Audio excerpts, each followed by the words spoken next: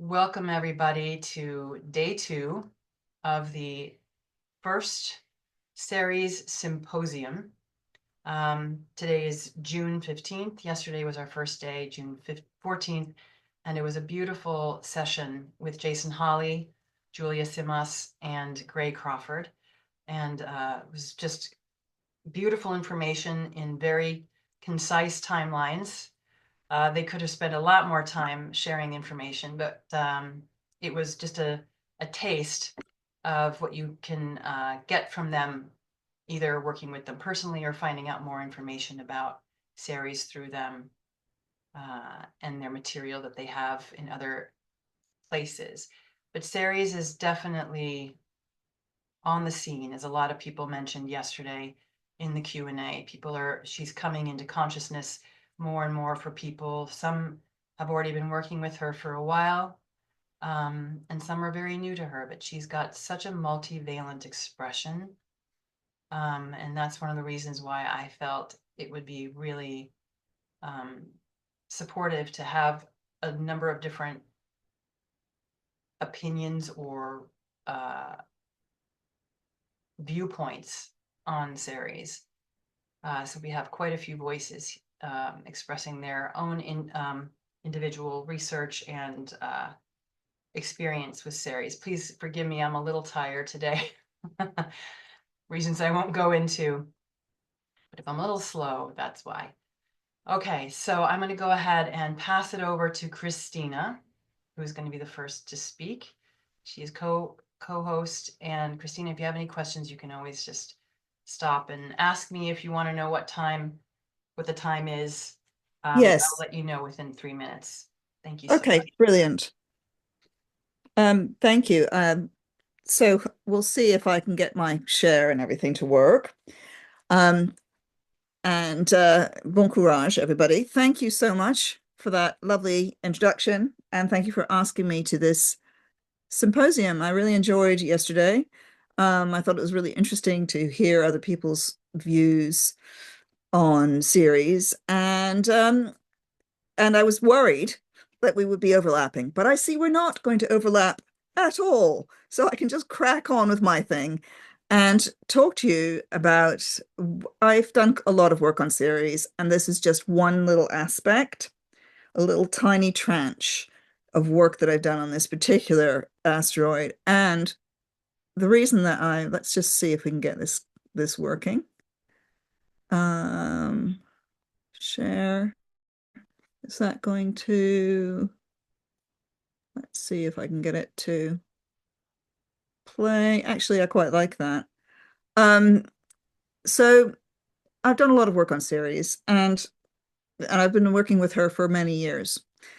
Um, and one of the reasons that I got really interested in her was because of a visit that I took to Rome. No, I was already interested. Who am I kidding? I was already very interested in Ceres when I took a trip to Rome. And and I did some direct astrological investigation. And as you know, with astrology, there are moments of revelation. You suddenly find something out, or something becomes clear because the moment in time is the right moment. Let's see what happens when I press play there. Is that good for everybody? Yep. Looks good. Um, so I'm going to be talking to you about some investigations that I did. And this is going to show you why being an astrologer is sometimes like being a detective. And it's really fun and really interesting. So, the one question that I want you to be asking yourselves as I trundle through this stuff is what connects Demeter, the Hierophant, and Pope Leo the 14th? How do these things all connect together? In other words, how does the mother goddess from ancient times lead us to the Pope of today, today's Pope? Because this is also very contemporary astrology. It's astrology about what's happening in the world right now. And also, so keep that in mind. Like you can ask yourselves, why? Why is she talking about this? What does this mean? Right? I want you to be asking that question. And also just keep in mind the dictum as above, so below, and so also kind of in between. So these things affect us personally, they affect the wider world, and they come from above us. Okay, that's how it works. As above, so below. Also, this is also an example of how you should always test astrology without taking it for granted. Test it on your own chart, test it in your own life, test it in the world. Um, so let's just see, is this working? This is how it all started for me. So I was in Rome and Pope Benedict resigned, not because of anything I said to him. Um, and on that day, let's see if this I want works. to show you some extraordinary pictures which came to us from the Vatican on what was, of course, an extraordinary day. Within hours of Pope Benedict announcing that he was to resign, take a look at this. Lightning struck St. Peter's Basilica. You can see it again now in slow motion. Extraordinary. So what does that have to do with Ceres? You're already asking yourselves. Well, because I got that this thing happened, the Pope resigned, lightning struck St. Peter's, and I thought, what's going on? What's the astrology of this? And so I got his chart out, Pope Benedict. And his chart, as you can see, it does. It has Uranus at 0 degrees of Aries, making a on the bendings of the nodes, right? So it's an incredibly powerful Uranus. And so I thought, oh, that's interesting. And I thought, oh my goodness, that's really interesting because he's got Ceres, the mother goddess, on his midheaven. I would expect Jupiter to be on the ascendant of a priest, right? Jupiter in Pisces, perfect. Saturn in Sagittarius. Sagittarius is the sign of it's the sign of organized religion. It's the sign of philosophy. It's the sign of thought. He was, a master thinker. Think of him, make of him what you will, but he was within in the Vatican. So that made sense. And also you see that Jupiter Saturn combination, Jupiter on the ascendant, Saturn on the MC or in the ninth or 10th, or vice versa in the charts of royalty of people who really reach the top or who are literally born into the pink. But so I thought that's really interesting, though, that he's got the mother goddess on the MC, overseeing the chart, making a square to Jupiter. What's she doing there? So I left it at that. And then what happened next was that his resignation became formalized, became he resigned. And the day that it took effect was this day. And as you can see from my big red hours that I put in here, what is Ceres doing? She's directly opposite, right? Herself. So the Ceres at the top, what does what does that cusp mean? What does the midheaven mean? It means how we present ourselves to the world, how people see us, what we're kind of doing in the world. It's our public face. It's the thing we're doing in public, right? So if you're the Pope, surely that's the thing that you're really doing is that thing up on the MC. But when he resigns, Ceres is at the bottom. She's in the third house, going into the fourth house. This is one of the houses of retirement. It's the end of a chapter. She's disappearing. So she's up at the top, up at the top. That's what he was born to do. And then she disappears when he resigns. So I thought, oh, well, okay, so maybe that's just him. So what? That's interesting. But maybe he did that. Also, you can see on the resignation thing, look at the Mars in Pisces. We could talk a lot about all of these charts, by the way, but we've only got half an hour, so I've cut down this talk quite a lot. Come on. Right.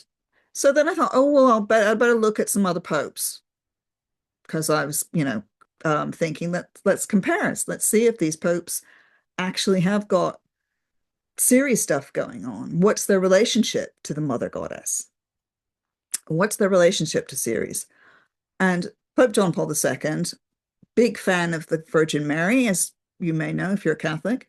Also, we'll get to why this is important. Oh no, I'll just tell you now, why is it important who the Pope is? Well, 1 in 6 or 7 people on the planet is a Catholic, right?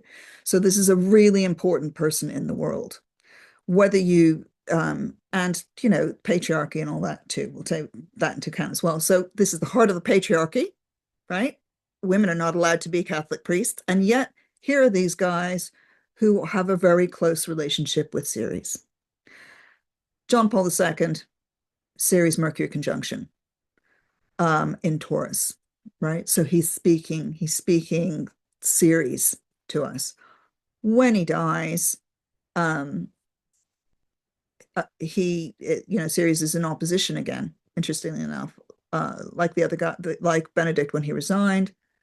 John Paul dies, Ceres is in the opposite place, and so we could ask ourselves, one of the questions now is why? Why is this? What is this conjunction of popes and Ceres?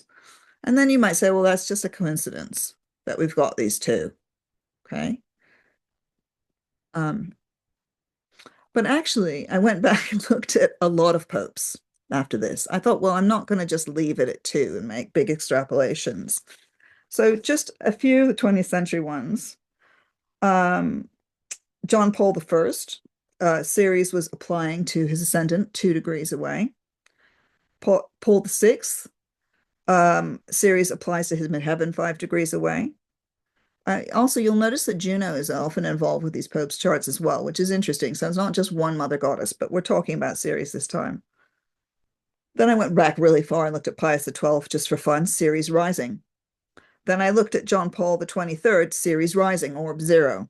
Then I looked, okay, so you're beginning to get the picture. I looked at a lot of popes' charts, and Ceres was involved and often on these critical angles. Many of the Pope's charts, you don't have the correct time, so it becomes quite difficult. So I was thinking, well, what's this about? Is it to do with, the Mother Church, which is actually how it's talked about, the Mother Church or the Virgin Mary? This is a picture of the Virgin Mary from the Ukraine. It's the Virgin Mary of Mercy, pictured with her cloak, keeping us, she is the mediator between us and God, right? So I wondered about that. And then I went a little bit further. And I thought about Rome. What does it mean that this is in Rome? The Pope is the vicar of Rome, right? This is where this particular Pope, there's several other popes alive and kicking in the world today who are in other places, but this particular Pope, this Catholic Pope, is connected to Rome. In Rome, Ceres was one of the most important goddesses in ancient Rome. She was actually considered to be a foreigner, which I think is really interesting. And so those priestesses who served her were usually of Greek or of Greek descent. They were usually from southern Italy, which was part of the Greater Greece at that point. So there were a lot of people of Greek descent, Greco, from the south, from Naples, who would come up and be these priestesses for Ceres. Now, her temple is on a mount which literally looks over the Tiber at the Vatican City, right? So, and she was very popular. She was the popular deity of the plebs. That's the ordinary people who were important why? Because they were voters, right? This is a semi-democracy until bad things happen. But for a long time, it was a democracy. And the votes of the plebs, or the power of the plebs, was really important.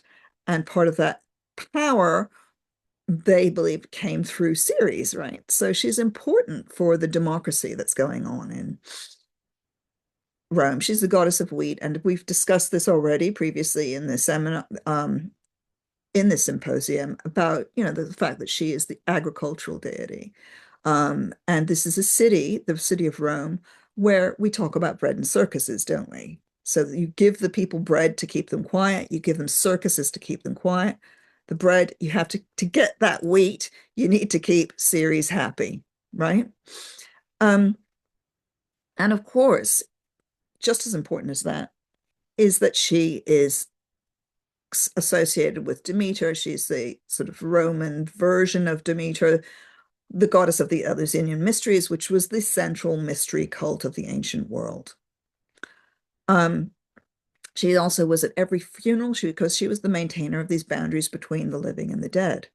So she was about food, and she was about boundary crossing, and some astrological meanings to sort of enrich this from my own experience of dealing with Ceres is that, she is very much connected to parenting, right? Whether that's parenting yourself or parenting your actual children or parenting your parents, what is it that you are nurturing and looking after? Whether it's looking after your garden or, like I said, your children. So here's an example that I can give you from my own life. I was just thinking about this, how Ceres is always there's a transit from Ceres whenever there's some kind of you're getting pregnant or you're having a baby. There's transits from Ceres. In my case, when I had my first child, Ceres was on my son, and by progression, my Ceres had just moved into Taurus. It was a 000 Taurus. So I'd spent loads of years in Aries being all fiery. And then it moved into Taurus and I had my baby. Okay. The first one. And that mothering and that fertility and that abundance, that is Mother Earth. And so she also represents some other things. I put some other astrological meanings here that these are things that come up when I looking at charts with people. Or looking at charts in the world. Famine is a big one at the moment, and with Ceres in going through Aries, it's you can see that she's involved. This food situation is really key. But Earth mysteries, I often see her transits are really important. Also, when people are dealing with teenagers or young older children, she's also involved with caring. You see people in the caring professions who have Ceres on the midheaven. Okay, so we're beginning to get to the popes, right? You do see that. Or people who have a period when they have to do important caring. Ceres will be somewhere by progression or by transit. She'll become prominent. So, when I say caring, I mean literally nurses often have a prominent Ceres. Or if you find yourself in a situation where you're nursing, your Ceres is probably pretty prominent. Right now, I have by progression have got Ceres in the heart of my sun. Okay, in Taurus. It's still in Taurus, and it's not that long ago that I had kids. Yes, it is. But Ceres, look at the progressions, look at the transits. This tells you a lot about your relationship with as either a caree, a carer, or a carer. And that concept of caring you should treat it quite broadly. Okay. So sometimes, usually it's for people, but not always. Sometimes it's caring for other things, which we'll get to.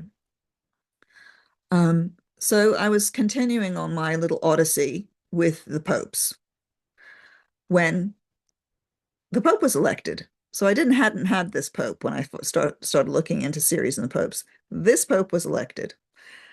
Boom. And I thought, okay, well, if he's got Ceres doing something serious in his chart, then we're definitely onto something. And he did. So he has, as you can see, Ceres making conjunction to Jupiter in the sixth house of service.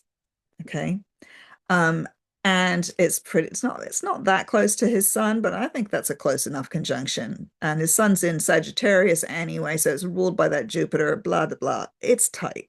He's got this tight stellium, and also the sun makes a conjunction to the North Node. Of course, he's going to do something that makes him he becomes very well known, etc. So what's he doing? He's magnifying the things of Ceres. That's his job.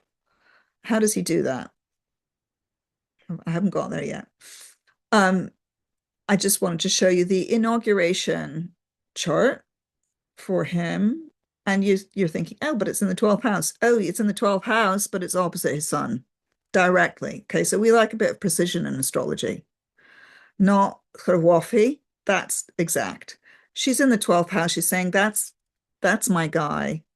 I have work for him to do. What is his work? Oops, let's go back to that one.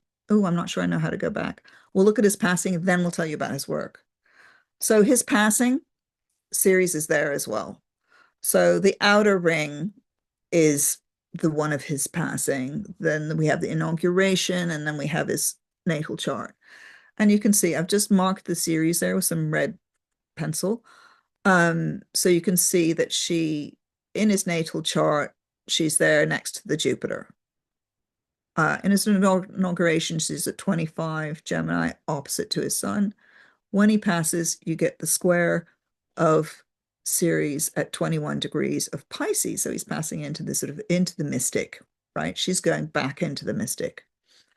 And she's come to take her guy. She's come with Venus, which is often quite a nice transit to get as you're passing from this world into the next. Lovely Venus transit. Venus, in fact, it's a Venus returning to that inauguration chart. Again, we can go deeper into this, but we haven't got time. We're cracking on because we want to talk about what he's doing that is magnifying Ceres. And this is what was his first encyclical. Now, I've put it up here because it's so powerfully Ceres, this. It's called Praise Be to You, My Lord. The earth, our sister, cries out, was the sort of subtext of it. And it is about looking after Mother Earth. Now, I can't quite read it because I've got the thing on top of it, but I've put it here for you to have because you will have the slides from this. I think that's right, isn't it, Andrea? Or you can take a screenshot of this now or look it up, but it's really, really important. It's the first thing that he says. This sister now cries out to us because of the harm we have inflicted on her by our irresponsible use and abuse of the goods with which God endowed her. We're talking, and he talks about it as a violation of the earth, that we've been violating the earth. And then he says she groans in travail. It's an incredibly powerful and poetic piece of writing. I recommend the whole thing. It's not that long, actually. If you want to hear the magnification of Ceres through the writing of a person who is dedicated to her. And then he goes on to and I've just highlighted these things in pink to show you how often he says our sister, Mother Earth. He's calling the earth literally our sister, right? So that we're related, we're part of her. But this paragraph ends with our very bodies are made up of her elements. We breathe her air and we receive life and refreshment from her waters. So he's talking about care, caring for the earth, taking care of the earth, and that also that we are part of the earth. And it's a letter of praise to the earth goddess. Sorry. It's a letter of praise to the god, to the earth mother, to the goddess, which is an incredible thing for a pope to do as his first his first encyclical. The encyclical is a letter that is sent out to all the Catholic priests in the world. This is, you need to know this, guys. So you get encyclicals about all kinds of things, but his choice was to do an encyclical about the environment, essentially. Okay, let's crack on. I'm just looking at the time. Oh my goodness. Okay, I better hurry up. I think I have to hurry up, don't I? Okay, just in case you're thinking, oh yeah, we're not going to have any more series. This Pope Leo, he's doing something completely different. Well, he is doing something different. Okay, it's really important that you know this is not this is not their birth time. I just did a noon chart, so we don't actually know where Ceres lands in terms of his angles. If anybody knows his birth time, please find out and tell me because I'm desperate to know. However, even if we don't have his birth time, there she is again, Ceres. She's making a nice trine to his Mars.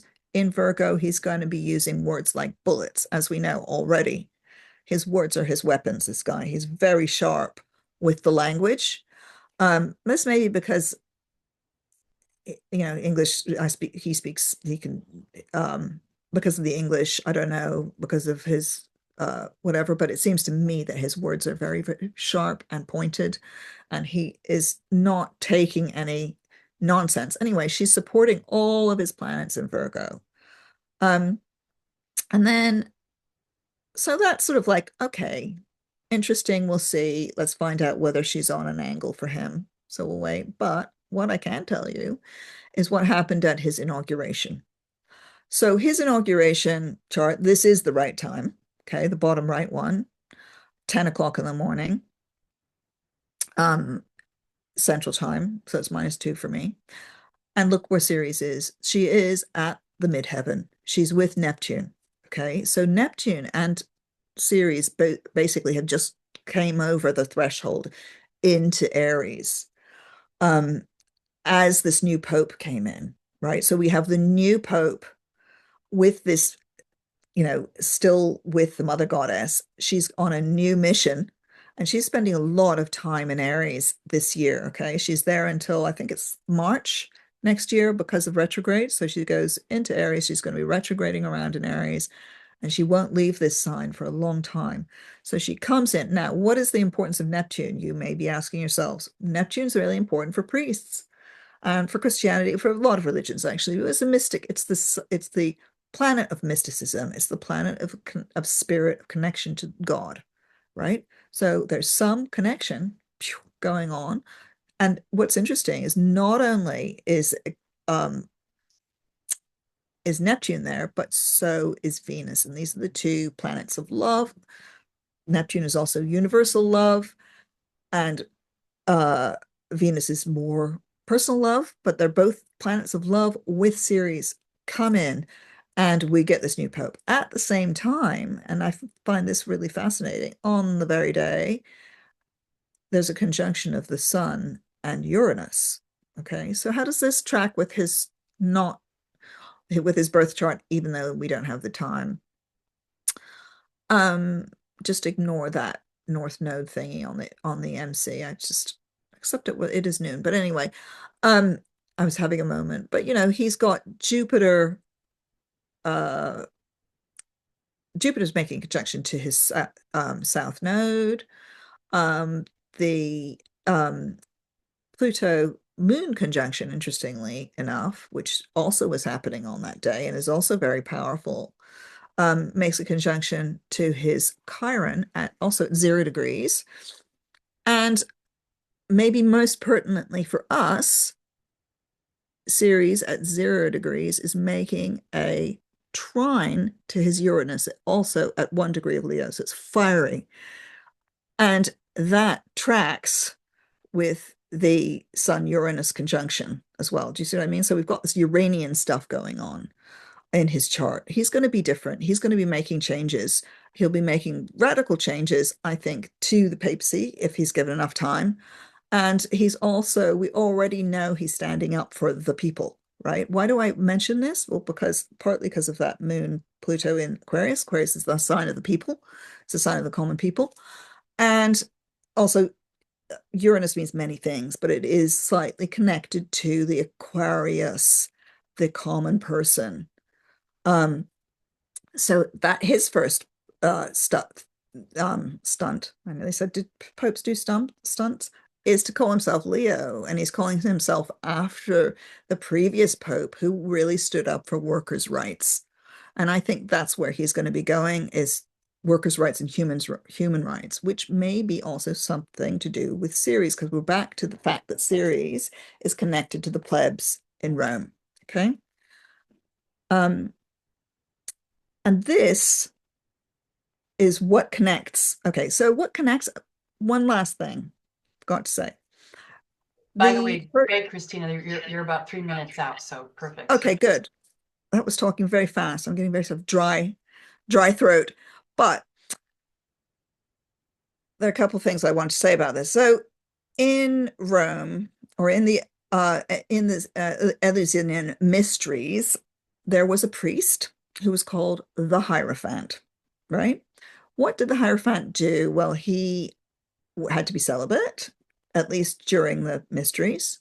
He was an older guy. So he didn't get this until he was elected by his fellow people from around there.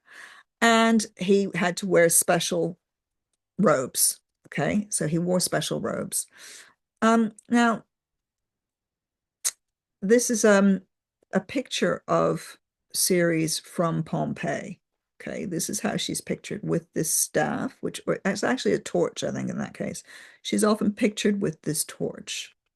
And then you see this is a picture of the Pope, but it's from the tarot deck, which does turn into the Hierophant later on. It becomes the Hierophant card. If those of you who are familiar with tarot cards will know this card.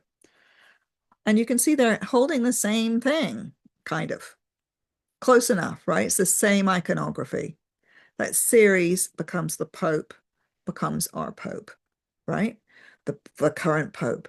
And I have to say, this may be, I find it extraordinary that this institution, which is, it's the patriarchy, right? They have pushed out women so far, and yet they're also channeling this earth mother. And maybe it's because they've pushed out women that they're channeling it, and they're literally kind of dressing as her. Okay, so I have to admit, when I saw the College of Cardinals, and of course I've watched Conclave with great enthusiasm, I really enjoyed it, and I love the clothes.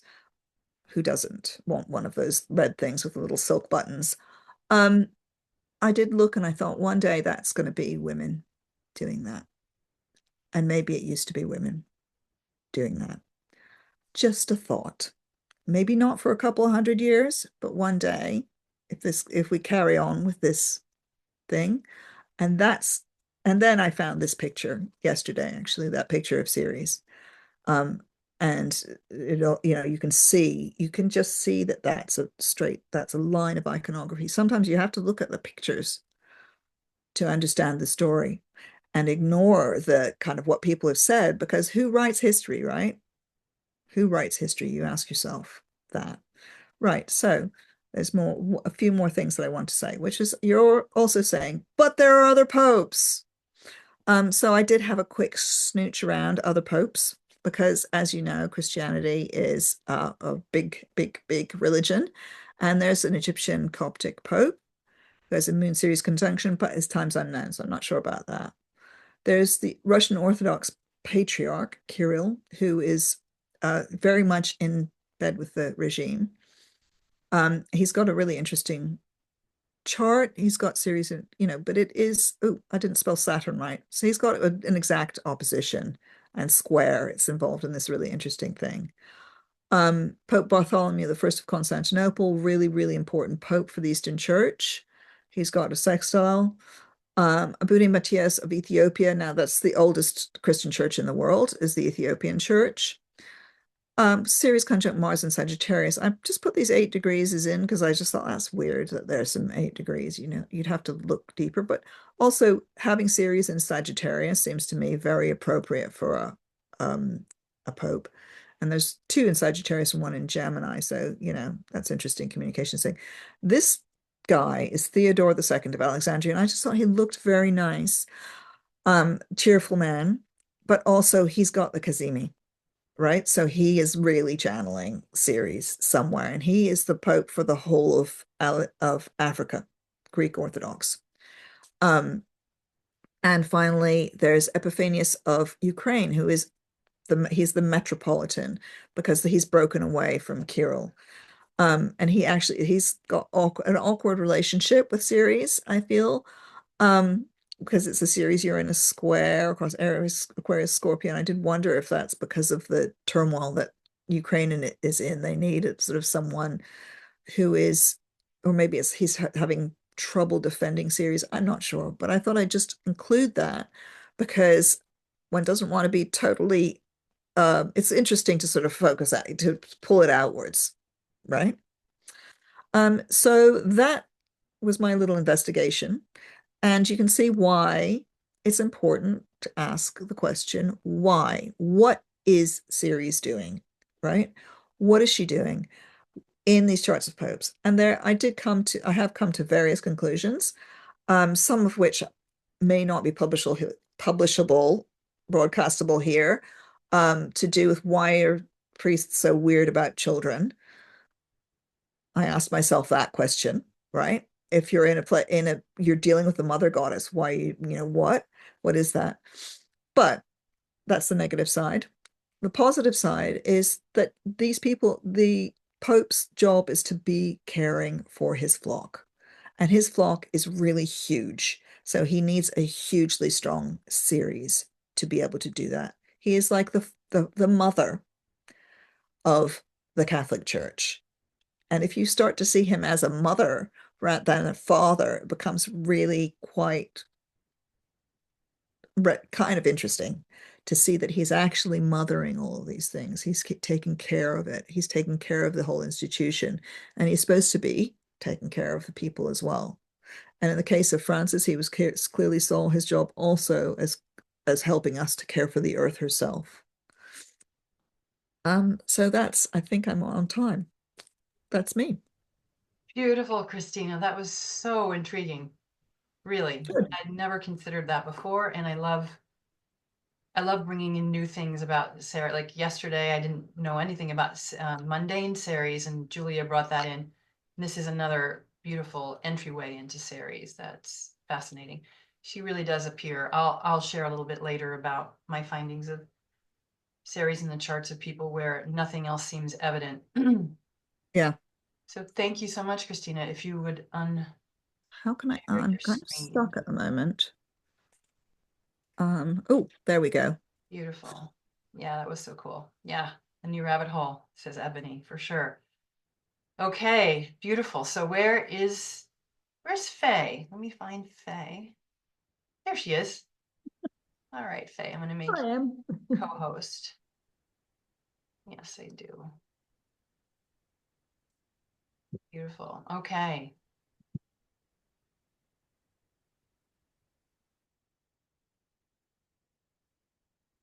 Get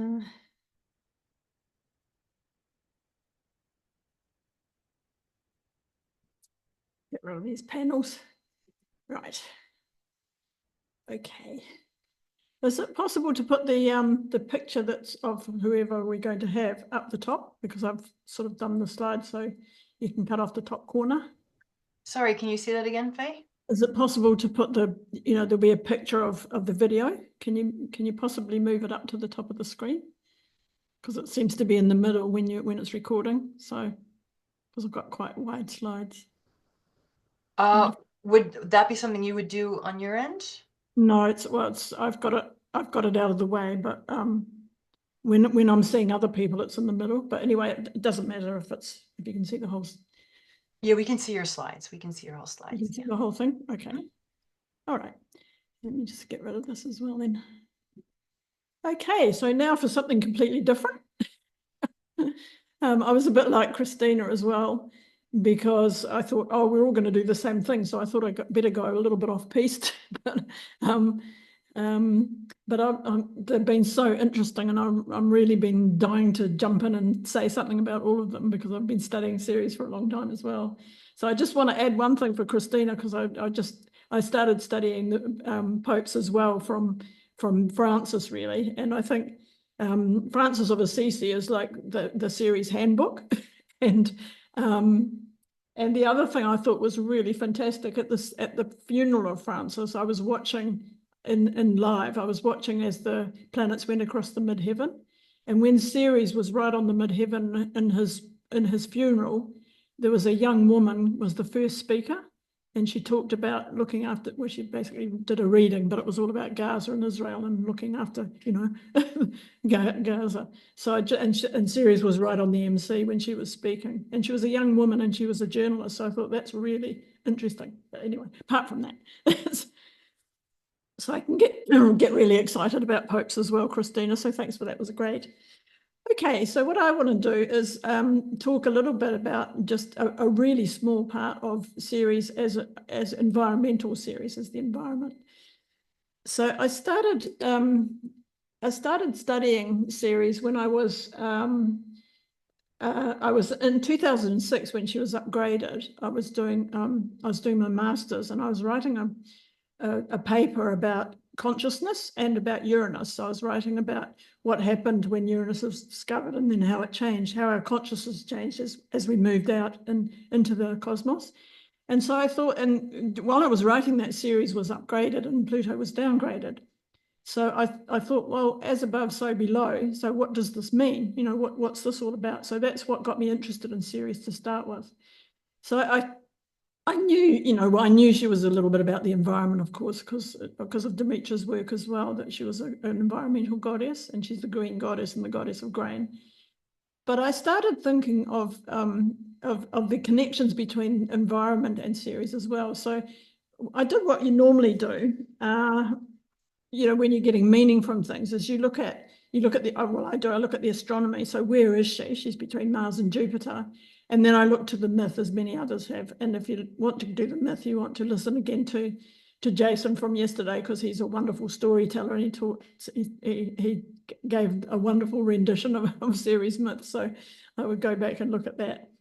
But anyway, first of all, the astronomy I thought was interesting, because she's between Mars and Jupiter. So she's between the personal, what we call the personal planets, and the social planets. Jupiter and Saturn are the social planets. So, and Mars is our personal will. So one of the things I thought was she, on a whole different note, is she's about democracy, because she passes out, she's the intermediary between Mars, our personal will, and the politicians, but that's a different thing. But she's also between Mars and Jupiter in terms of the environment, because Mars is the little shoot that comes out of the ground. You know, the Aries sign is like the little shoot that comes out of the ground. So Mars gives the initiation for a new plant, and Jupiter's about growth. So and she's between those two. So one of the things I thought about that is actually Ceres is about soil. She knows about soil. She's about agriculture. She knows the nutrients of soil. She knows how to grow things. So, and she knows that if you plant things in the right soil, they'll flourish. And that goes for us as well. If we plant ourselves in the right soil, we'll flourish. So that was the first thing I started thinking about the environment and what the environment means, and what is a fitting environment for us in the horoscope. Then I thought, of course, well, she does weather in the myth. You know, she makes things, she makes famine, and she's also obviously about food, but she makes famine. You know, she does winter and summer, so she's obviously about global warming or global weirding, or whatever we're calling it these days. And the last part of the myth that was described yesterday so well was that she teaches agriculture. So she knows about how things grow.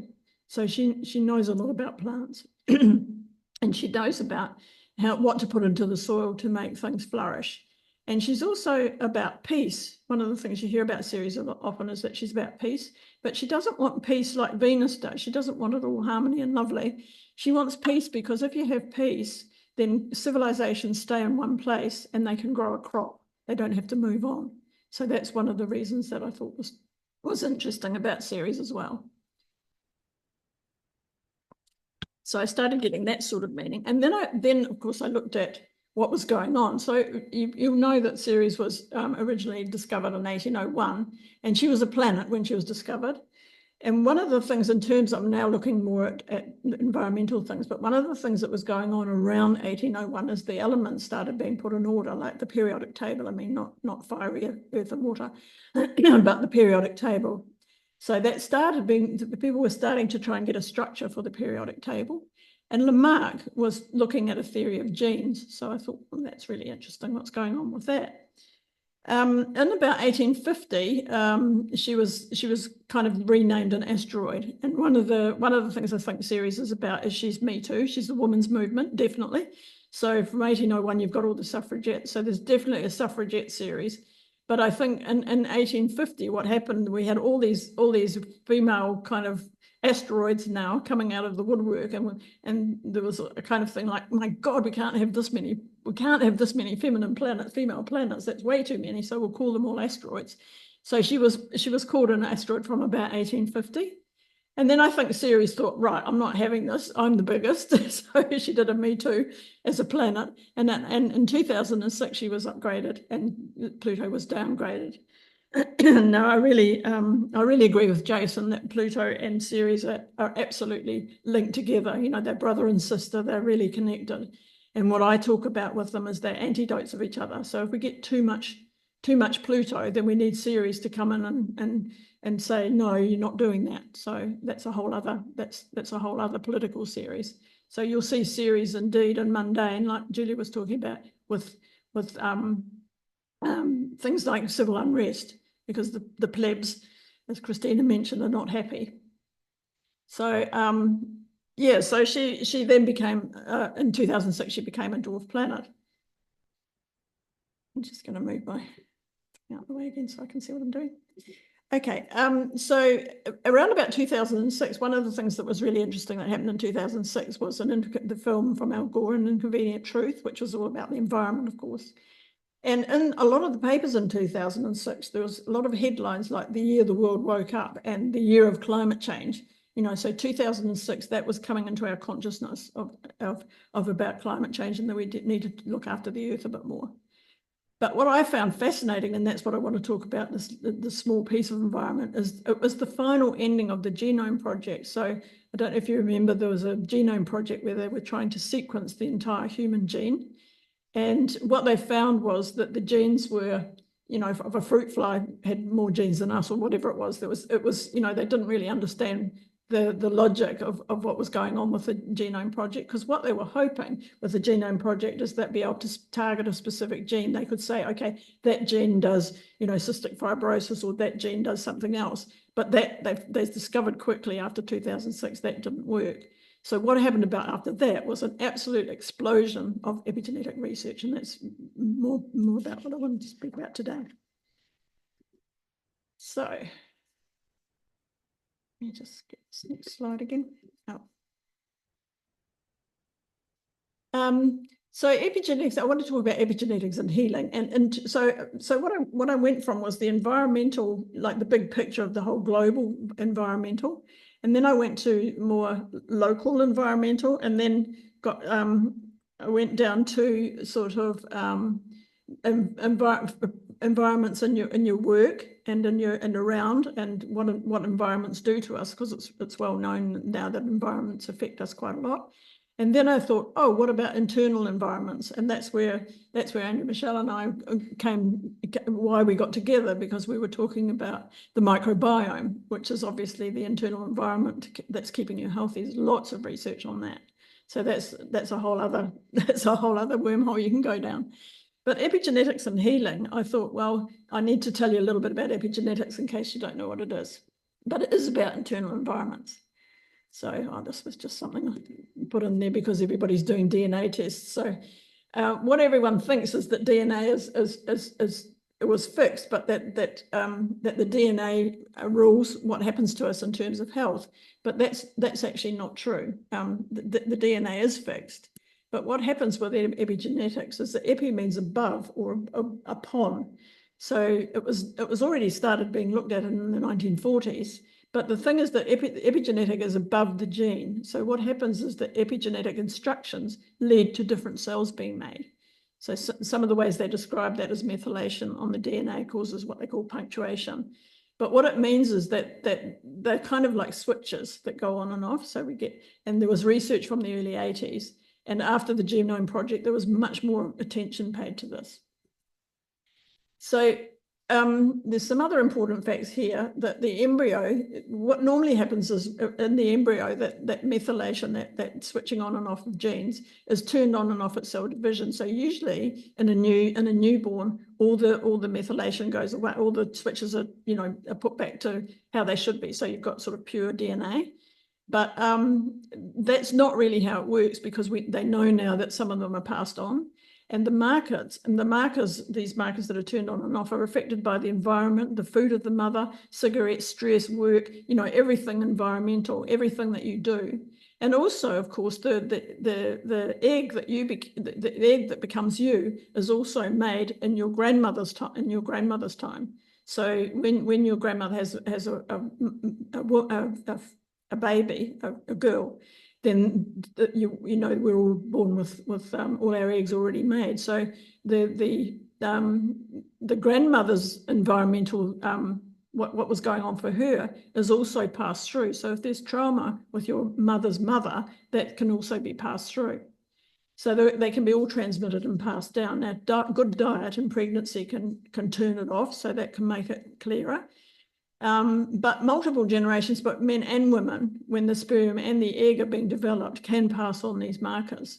So, and of course, they can develop after birth if you're starving, or if you're, like in Gaza now, God knows what's going on with the epigenetics. So, but the good news is that all of these switches, they're reversible. So we need to know this for our health. We need to, I think as astrologers, we need to be able to pass this on.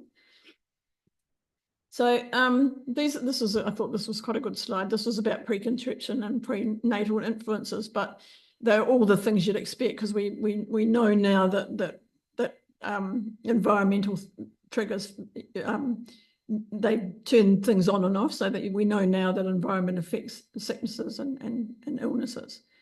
So we know that there's been a lot of a lot of work done on that. But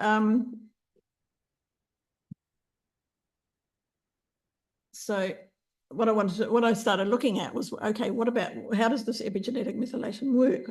And so what they've discovered is that these markers are really found in a lot in cancer, and also in diabetes and Alzheimer's and asthma and Huntington's.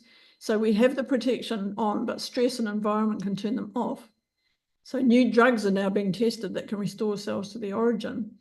But this is really important, that if your mother had cancer, it's not necessarily a doom scenario. There are things that we can do that turn these off. So it's not the gene itself often. It's more the switches that we have some control over. So the challenge, of course, for the drug companies is how to target just toxic markers and not the good ones. So this is typical, I think, of how Pluto and Ceres work together. Ceres says, leave our bodies alone. The bodies have an innate intelligence that they know what they're doing. And Pluto says, no, we know better. We'll just make a drug and we'll fix it. Right. So that's one of the dilemmas between Ceres and Pluto, I think, that Pluto is always trying to control, the environment and us and everything else. But if we eat healthily and live healthily and cut stress, then we can do a lot. So we need to understand the impact for further generations, I think. But what does it mean for astrologers? I think one of the ways, I think knowing this is, if you're working with health and astrology, this could be really powerful. And but I also think that we're part of the environment. So when somebody comes to see us, we can also frighten people and give them stress, or we can give them some sort of hope and teach them that this is, that we can do something about this. So I'll get off my soapbox now about that. So what I then started to, I'm not going to do all of this because it's too long, but what I wanted sort of more proof that people were involved, but like what Christina did with the popes. I wanted some proof to see that anybody who involved in genetics or DNA or inheritance, did they have any Ceres things going on? So Lamarck, who was the one that started talking about inheritance of acquired characteristics, he had Ceres in Pisces, sextile Uranus and trine Mercury. So he wrote about it already, but he was way ahead of his time. He was very Uranian in terms of this, but he was right, turns out. Then we've got Darwin, who did an awful lot of research. He's got conjunct Pluto and Mercury. So the origin of the species sounds like Pluto and Ceres to me. And then I'll leave these up. I'll leave these, for the recording, so you can look at these. But one of the ones I really like was Ceres, when Ceres aspects the sun, because for me the sun is about vocation. So you can see that all these people that I've highlighted have paved the way for DNA research, isolated DNA development psychologist. So Erickson was looking at more the behavioural, the development of children in terms of environment. And Ceres, and I'll show you Barbara McClintock in a minute, but she researched with maize, which of course is a grain. We look at the next one, there's a couple of others. There's Maurice Wilkins, who worked with Franklin about structure. So that was, so you can see that all these people have, have something to do with Ceres in different roles. So my favourite one was that Arthur Riggs, who I couldn't find a birth time for, but he was born in Ceres, California. So he did epigenetics and methylation. So I just love that fact, but that's neither here nor there. So you can research those if you want to. Right. So this is Barbara McClintock, and she was way ahead of her time. This is a 12 o'clock chart. I don't know her time, so she hasn't got Sun up there on the MC, but she has got Sun Ceres really tightly conjunct, opposite Uranus, and she was way ahead of her time. I'll just read a little bit about her. Find my notes. She's an amazing woman. She won the Nobel Prize in 1983, and she was the first woman to win the Nobel Prize on her own. You know, sometimes they're shared. She was looking at how chromosomes related to cell behavior, and she used maize and cytogenetics from late 1920 until she died aged 90 in 1992. She developed theories to explain the suppression and expression of genetic information from one generation of maize plants to the next. And due to skepticism of her research and its implications, she stopped publishing in about 1953 because nobody understood what she was on about. And they thought, well, that's a load of rubbish. Why should we listen to that? Again, Uranus, she's way ahead of her time. So she, by the 60s and 70s, her research became well understood. So she won awards and things for that, and she eventually won the Nobel Prize for Physiology or Medicine, Physiology, yeah. So I thought her chart was interesting because of that series, and that she worked with maize, and that she's Sun Ceres, and that she's a genetic researcher and definitely about inheritance and how that worked. I thought her chart was really interesting. Right. On another note, I said in my blurb I'd say something about the Saturn Pluto about COVID. I thought, dare I go there? But I thought, well, why not? So what everybody knows was that the Saturn Pluto was conjunct when COVID hit the floor and running in 2020. But what some people who don't use Ceres as a planet, and she is a planet, not an asteroid, please, and I agree with yesterday when Gray said that she's absolutely a planet. That she's right in the middle of that conjunction. She's at 22 of Capricorn as well.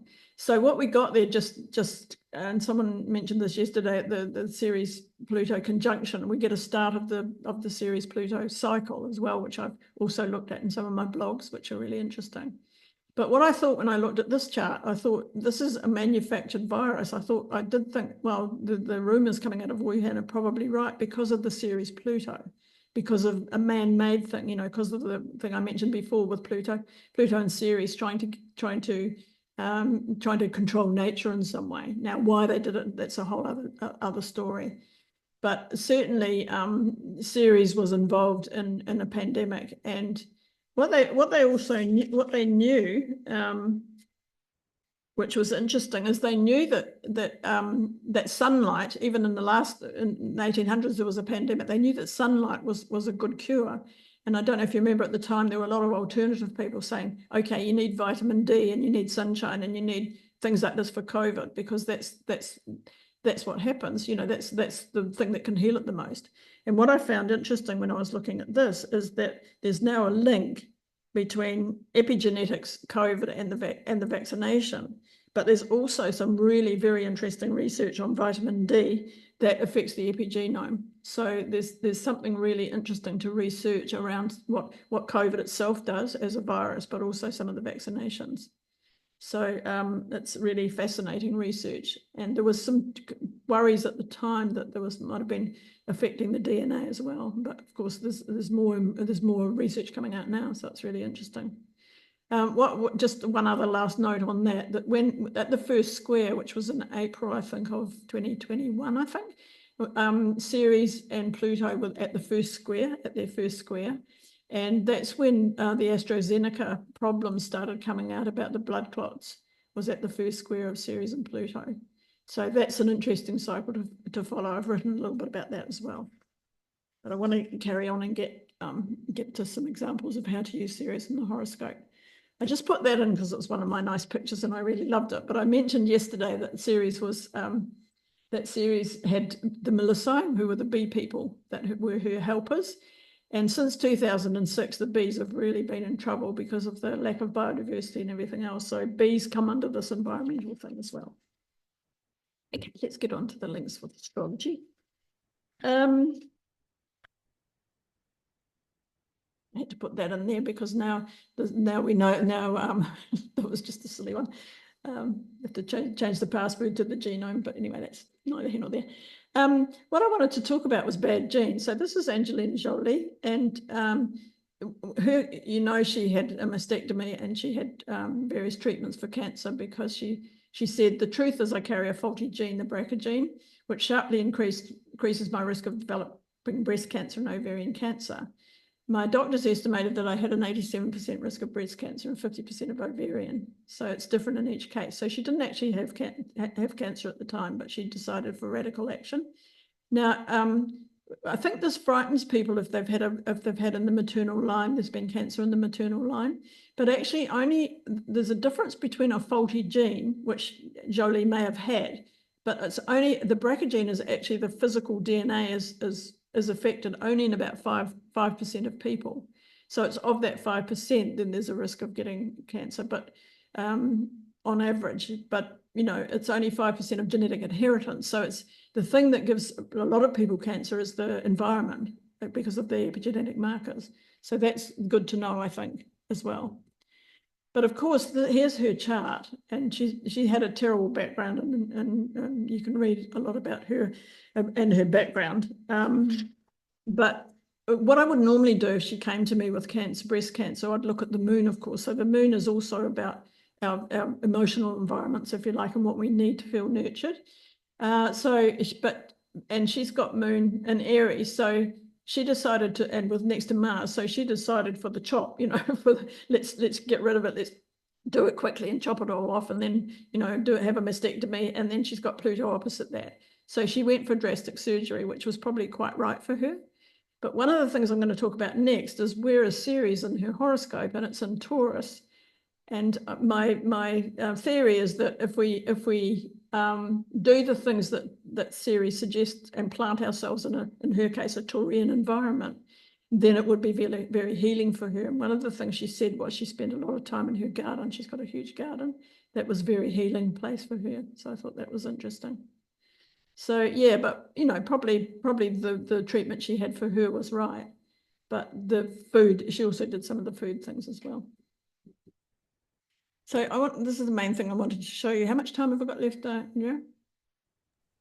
We have just under 6 minutes. Okay, so that's good. So I've got 3 examples. Of the first 2 are people who were diagnosed with terminal cancer and they're still alive and kicking. And so what I wanted to ask them is, how did you heal? So this first one, and I put up the juice cleanse because she was absolutely obsessed with juice cleansing. So she got Ceres in cancer. And the first thing I asked her was, how did you come through? How did you heal it?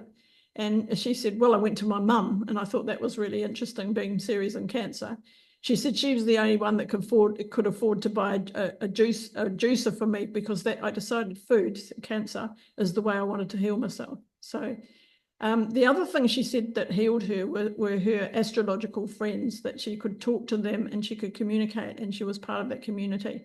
So Cancer is about belonging, and you can see that she's got an aspect between Ceres and Venus and Aquarius, which was her astrologer friends, and the moon. So she said those were the 2 things that were the most supportive to me in my healing. She also had quite a good surgeon, and he was from Kerala in India, so she negotiated with him. Ceres is a real negotiator, I think, as well. But she negotiated with him. She said, if you keep me alive until this particular date that she was looking at from the astrology, then I'll do the chemo. And that's what happened. He said, okay. So she was, she was doing it together with a surgeon. So that's the first example. Second one's very different. The picture is supposed to be a lion in the sun, but in a shady part. And I asked her, she had lymphoma, this second one. And let me just get her notes, mantle cell lymphoma, and which is a blood cancer. And I said to her, what helped you heal? And she said, dark humor. And if you look at Ceres, it's between Pluto and Mercury. It was dark humor that kept her going, she said. And she said the other thing that she said, I did the research. Pluto, you can hear Pluto next to Ceres. I did the research. I researched absolutely everything. I took control of it. I knew more than the doctors. I wasn't going to let them do anything to me that I didn't want them to do. And in the end, they treated her as an equal. And she said, I got up every morning, even when I was feeling really, really crap, and did my hair and put my lipstick on to take control of the kind of what I was looking at. So you can hear in her in her story, very much the Ceres Pluto. She also wrote a journal, which she later published. She published a journal, which was extremely helpful to other people, which was the Mercury. The last thing she did was she's got Ceres with Saturn. And she tested everything, she tested a body, whether a body could have it, because she had all these alternative things she was trying as well. And if her body said yes to it, she tested, then she did it. If her body said no, she said not. So that's using Saturn as the physical. And the reason I put up that picture for her was that she said, because she's got Ceres in Leo, she said, I love being in the sun, but in the shade. And dappled shade is my favorite place. And I thought that's a perfect place of a lion next to Pluto in the sun in dappled shade. So that was her. And I'll just show you the last one, which was I put up It's All a Dream. She's got Ceres in Pisces, and she wasn't terminal. She caught the cancer. She had skin cancer, and she caught it really, really early. And she knew about it because she dreamt that her grandmother, and she's got Ceres picking up she's got Ceres sextile the moon in the feminine line. There wasn't enough masculinity being brought out, not enough Mars being brought out. And the dream was that her grandmother was chopping the right legs off chickens, and she had off roosters. So it was all about the masculine, developing a more masculine part of her Mars and Leo. And so she knew about that, and she's got Ceres with Uranus. She really did it her own way and argued all the time with how she wanted to do it. And she was cured as well of skin cancer.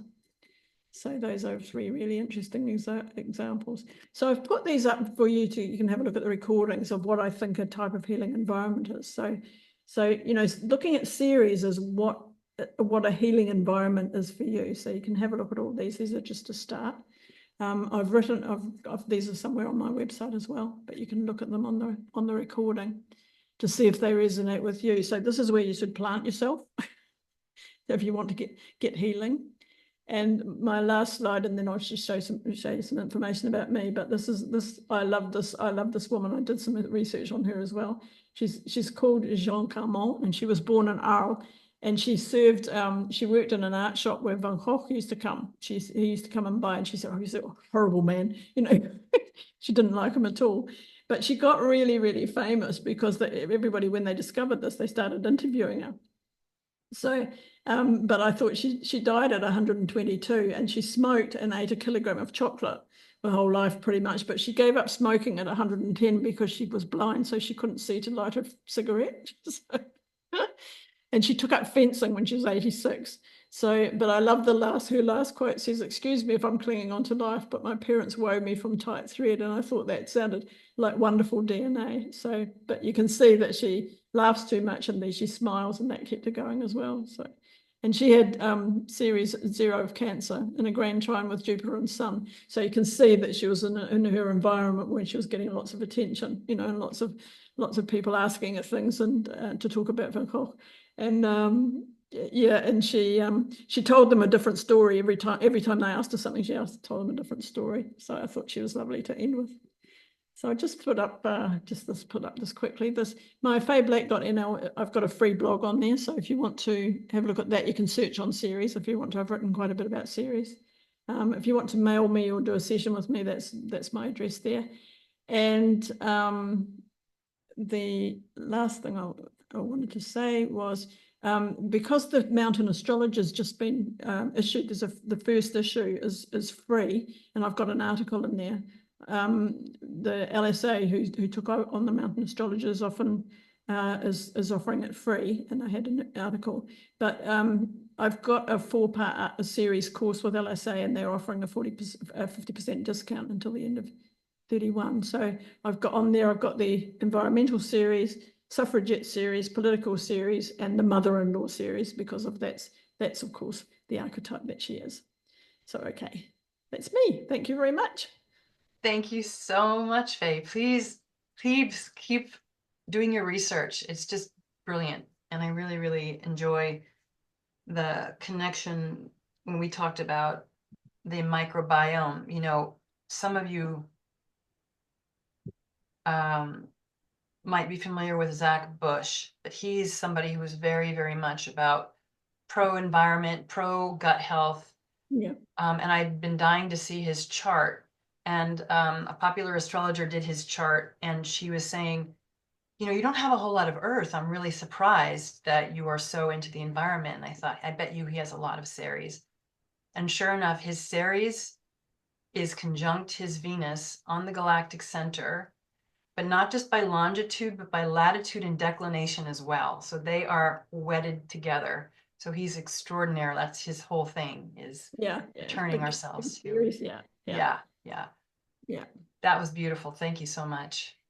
All right, so now I'm going to do what I promised to do. I'm going to stop the